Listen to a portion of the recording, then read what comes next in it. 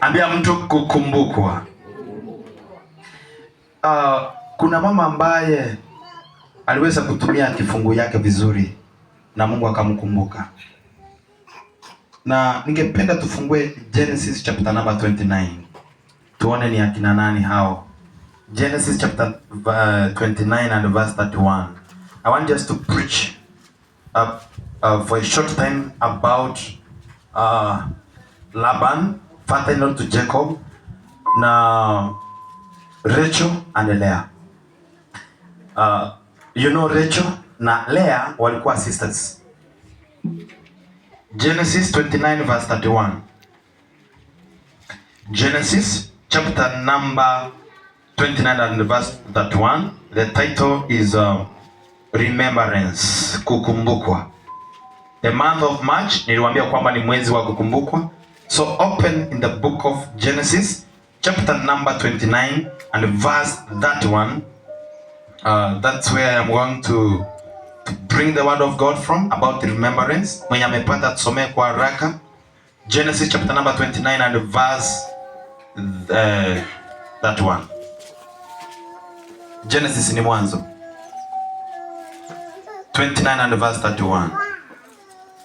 The Bible says,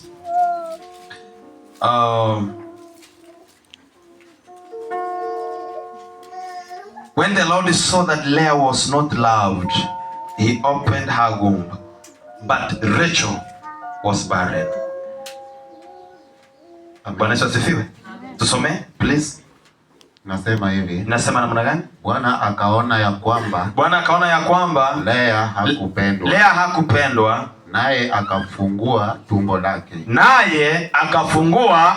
lake. Bali Raheli alikuwa hazai.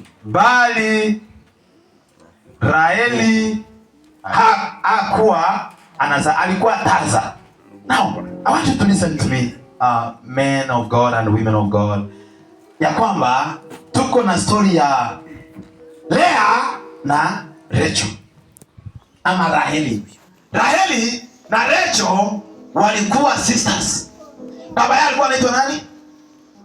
Hello? Baba yake alikuwa anaitwa nani? Laban. Bwana Yesu asifiwe. Na Laban alipokuwa anashughulikia wasichana wake vizuri akiwalea, kukatokelezea na kijana anaitwa Jacob ambaye alikuwa kijana. Na alipoingia kwa hiyo boma, akaona wasichana wawili, lakini akapenda mmoja. Mwenye alipenda alikuwa anaitwa nani? Rachel. Alipopenda Rachel, akasema huyu ndiye nimempenda. Laban akamwambia, utanifanyia kazi miaka? Hello, utanifanyia kazi miaka? Na baada ya hapo utamchukua nani? Rachel. Lakini alipomaliza miaka 7, kulingana na kimila, inaitwa mila, si ndio? Ile mila yao ya kina Laban, huwezi olewa msichana wa pili na wa kwanza baada hajaolewa. Biblia inasema kwamba Mungu kwa njia zake tu kupitia kwa Laban akapeana Leah. So Leah akaolewa na Jacob. Akiwa pale, Jacob akasema hapana, mimi sikuwa napenda huyu, nilikuwa napenda nani? Rachel. Sema upendo. Upendo. Of course, baadaye akaambiwa afanye tena miaka 7, akapata Rachel. Sasa katika miaka 14 Jacob amefanya kazi, amepata wanawake wangapi? Haleluya. Si unaona kwa kuna gharama. Vijana mko hapa, Bwana Yesu asifiwe vijana. Baba yetu ni haleluya. Unaona kwa kuna gharama. Miaka ngapi? 14. Akapata wanawake wangapi? Wawili. Now, I want just to challenge you today. Leah na Rachel hawakupendwa same. Rachel alipendwa kushinda nani? Leah. Na nani aliona hiyo maneno? Kuna mtu aliona. Sema Mungu. Sema Mungu wa mbingu. Sema Mungu wa mbingu. Mungu akaona Leah hajapendwa, Rachel amependwa. Mungu alifanya nini? Mungu alifanya nini wakati aliona kwamba Leah amependwa na Rachel Leah hajapendwa na Rachel amependwa sana? Mungu alifanya nini? Bwana asifiwe. Mungu alifunga tumbo ya mtu fulani, akafungua. Bwana asifiwe.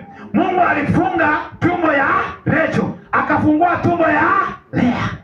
Kwa nini? Kwa sababu ya upendo. Yule Lea hajapendwa, Mungu akafungua tumbo lake. Wacha nikwambie leo, kwa wale ambao hamupendwi, Bwana asifiwe, upendwe kwa kijiji, upendwe nyumbani. Wewe mambo yanakuja yanakupita, kama unachukiwa, haupendwi na watu, Mungu atafungua wewe katika jina la Yesu. Yule ambaye umechukiwa, yule ambaye haupendwi, nimekuja kukwambia Mungu anajua na Mungu anaenda kukufungulia in Jesus name. Amen. Ninasema leo, wale ambao mnachukiwa, wale ambao hamupendwi, wacha nikwambie, wacha tumbo zenu zikawe za kuzaa, wacha biashara zenu zizae, wacha familia zenu zizae, watoto wenu wabarikiwe.